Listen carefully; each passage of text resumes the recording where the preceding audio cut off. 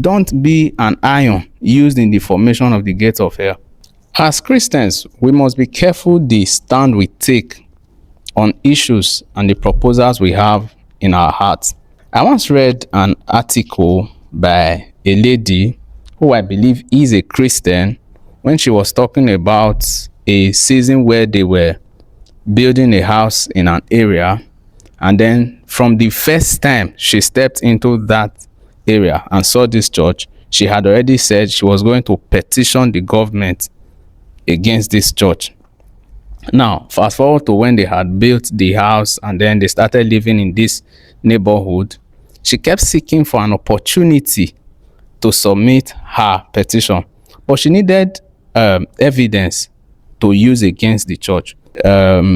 She just was waiting for an occasion to gather evidence and submit her petition. So one day, according to her, she saw that they were holding an all-night service. She was at home, and then she said, aha, this is the perfect day. She went on to her balcony with her camera, hoping she could pick sound coming from the church and use as an evidence against the church. But to her surprise, she heard nothing that she could use.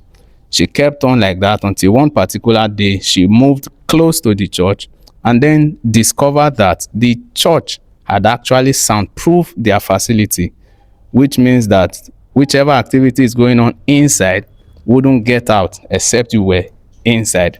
Now, this again is according to her testimony. She went back home and tore up the petition that she had written. Now, I know it's easy as civilized people for us to want to say, yes, that's how civilized people behave, that's this, that's that. But I want you to understand, as Christian, be careful the kind of messaging, agenda that you push. Lest you become a tool in the hands of the devil.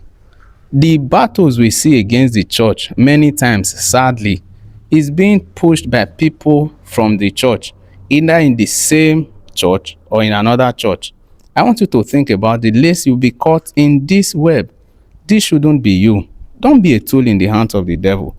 Do not let civilization or whatever mantra push you to that point where you, who is a child of God, where you, who is supposed to be a defender of the gospel, one who pushes the good news to others, become the one trying to scrutinize, trying to be a stumbling block.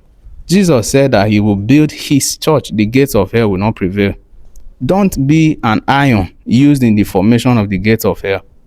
I want you to think about this.